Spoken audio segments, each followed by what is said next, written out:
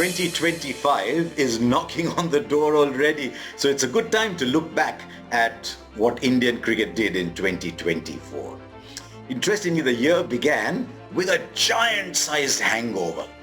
19th of November, it took everybody such a long time to forget what happened. The entire country was invested in Rohit Sharma and the team, and I thought they played fantastic one-day international cricket till they got to the final, and then they had that day.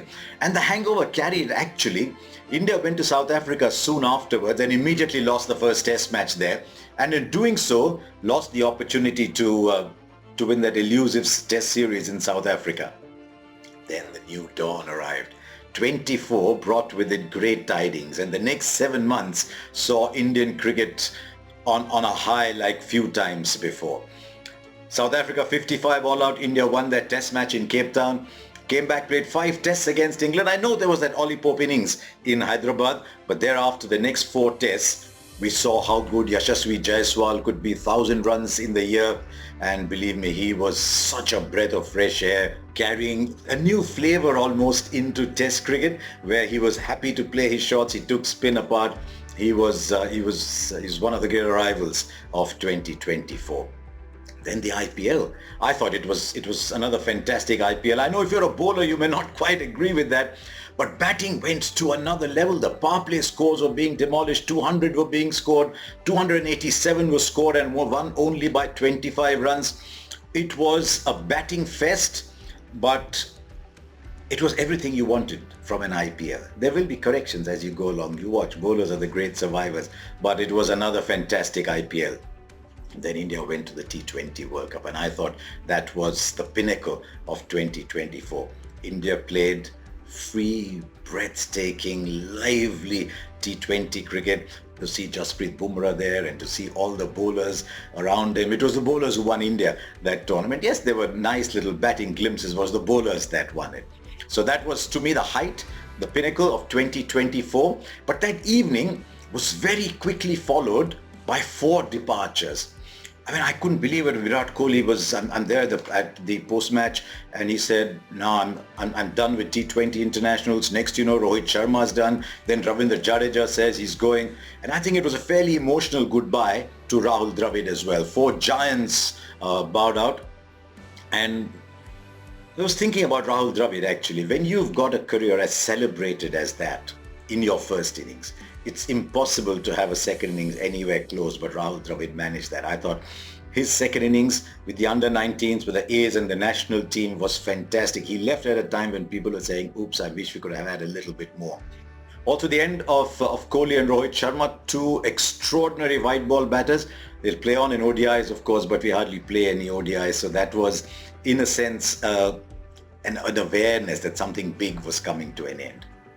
But as the year wore on, you realize it may not have been such a bad call, because the youngsters, they just kept flooding in. Those 4 T20s in South Africa where all kinds of batting records were broken. Sanju Samson, Tilak Varma, Abhishek Sharma. It was breathtaking. And 3 young left-handers to me arrived and said, come look at us. We talked about Yashasvi Jaiswal, 1,000 runs in Test match cricket. Abhishek Sharma striking at over 190 in T20 international team, 42 sixes in the IPL. And amidst this plethora of batters, Tilak Varma came and announced himself. I think Rohit Sharma said last year that he's going to be an all-format player. I think I agree with him. He's going to be a fabulous player. So that was June, July, and then it all started to unravel. New Zealand came to India. 46 all out. Yeah, I was there. I couldn't believe what was happening. But you always thought, 46 all out, yeah, it's going to be 2-1. But it wasn't to be. You went to Pune, got bowled out by spin, came to Mumbai, no difference at all. And you thought, hang on, what's happening to India? It drove home once again the point that India's not such a good batting side against spin anymore. So that was the down point. There was one very heartwarming moment though, and that was the return of Rishabh Pant. He's such a breath of fresh air in the manner in which he plays his cricket. But the return of Rishabh Pant, just the mere fact that he was back, he was playing all forms of the game, he was chirpy behind the stumps. Actually, we wondered how good he'd be behind the stumps. I thought that was one of the heartwarming moments of the year. there was one disappointing moment for me, and it's been building up for a while, and that was all that's happening in domestic cricket in India. I have stopped giving any value to performances in both T20 and first-class cricket in India because games are becoming so one-sided. Goa are playing Arunachal Pradesh. Arunachal Pradesh are bowled out for 84 and 92 in 53 overs in all. 84 and 92, a total of 53 overs. In between, Goa hit 727 in 90 overs. You're going at 8 and over throughout in a red ball game where you can do what you want with the field. 727 in 92 overs. The entire game was done in 145 overs, and a team won by an innings and 551 runs. No. So yeah, that was one of my thoughts. What about the women's game?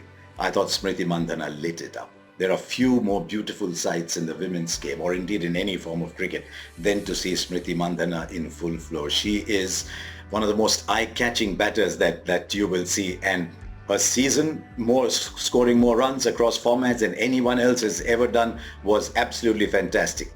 I thought 525 in a test match and India regularly going past 200 was a great sign. 525, I couldn't get over that for a long time.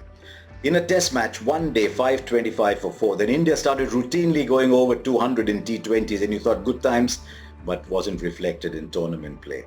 In the Asia Cup, not winning that final and that game against New Zealand, that meant that whatever happened after that, India were not going to be in the semi-finals. That was a shattering blow.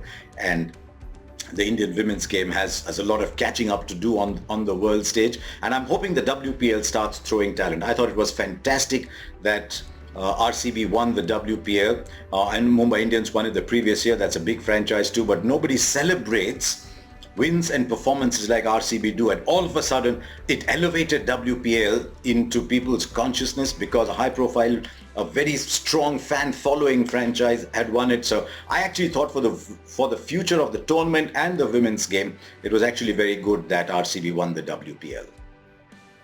Two players absolutely lit up the year. I've talked about Smriti Mandhana, and then there was Jasprit Bumrah too, and it was so much fun.